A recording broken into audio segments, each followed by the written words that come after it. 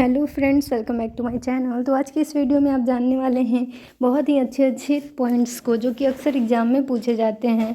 तो पहला है नॉर्मल ब्लड प्रेशर कितना होता है एडल्ट्स में।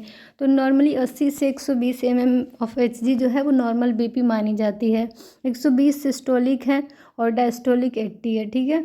नेक्स्ट है यूरिन स्पेसिफिक ग्रेविटी। तो इसका वैल्यू कितना नॉर्मल है, तो 1.003 से लेकर 1.030 जो है नॉर्मल यूरिन स्पेसिफिक ग्रेविटी का वैल्यू है। नेक्स्ट है कि मेल और फीमेल में ब्लड का वैल्यू कितना होना चाहिए। तो मेल में क्या होता है कि 79 ml पर केजी होना चाहिए और फीमेल में 69 ml पर केजी होना चाहिए।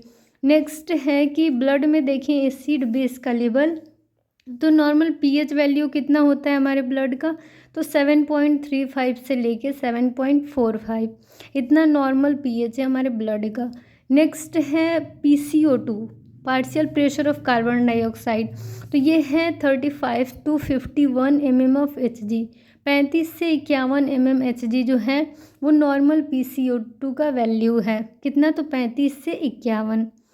नेक्स्ट है कि ऑक्सीजन सेचुरेशन कितना होना चाहिए। तो आर्टेरियल देखें तो 96 से 100 96 to 100% होना चाहिए और वेनस देखें तो 60 to 80% होना चाहिए। वही पार्शियल प्रेशर ऑफ ऑक्सीजन देखें PaO2 देखें तो ये कितना होता है। नॉर्मली आर्टेरियल देखें आर्टरीज में तो 80 to 100 mm ऑफ Hg। ठीक है। और वही अगर हम यहाँ देखें वेन में तो ये है 25 to 40 mm ऑफ Hg। ठीक है, यहाँ तक आप समझ गए। नेक्स्ट अब हमारा है कि फास्टिंग में आपका ब्लड शुगर का लेवल कितना होना चाहिए। तो 70 to 100 mg/dl होना चाहिए। कितना, तो 70 से 100 mg/dl होना चाहिए।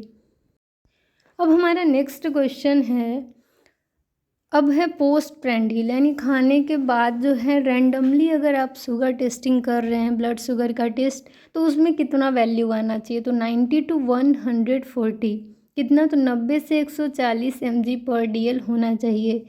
ब्लड यूरिया कितना होना चाहिए, तो ये है हमारा 15 से 45 mg/dl, यानी 15 to 45 mg/dl।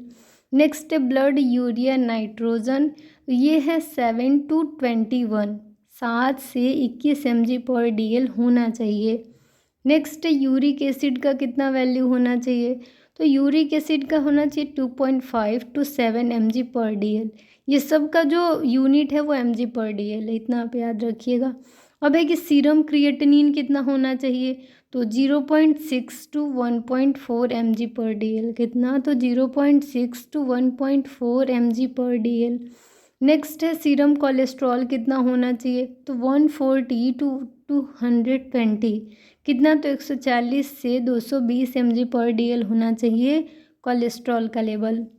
नेक्स्ट है सीरम ट्राइग्लिसराइड्स कितने होने चाहिए। तो 10 to 160 यानी 10 से 160 mg/dl होना चाहिए।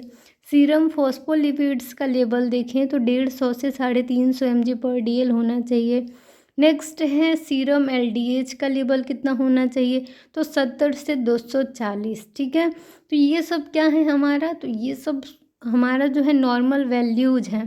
तो इसमें अक्सर पूछा जाता है क्रिएटिनिन का लेवल, बन का यानी ब्लड यूरिया नाइट्रोजन का 7 से 21 है, क्रिएटिनिन का 0.6 to 1.4 है, ब्लड शुगर फास्टिंग में और खाने के बाद रैंडमली का तो ये पूछा जाता है। तो रैंडम में कितना है, तो 90 to 140 और फास्टिंग में 70 to 100। तो ये सारे कुछ इंपॉर्टेंट क्वेश्चंस हैं जो कि अक्सर एग्जाम में पूछे जाते हैं। तो आई होप ये सारे पॉइंट्स आपको इम्पॉर्टेंट लगे होंगे। तो ऐसे ही बहुत सारे वीडियोस को देखने के लिए कमेंट सेक्शन में कमेंट करिए और हमारे चैनल पर नए हैं तो चैनल को सब्सक्राइब कर लीजिए, बेल आइकन को प्रेस कर लीजिए ताकि आपको सारी लेटेस्ट वीडियो की अपडेट्स मिलती रहें। मिलते हैं नेक्स्ट वीडियो में नए नए टॉपिक के साथ।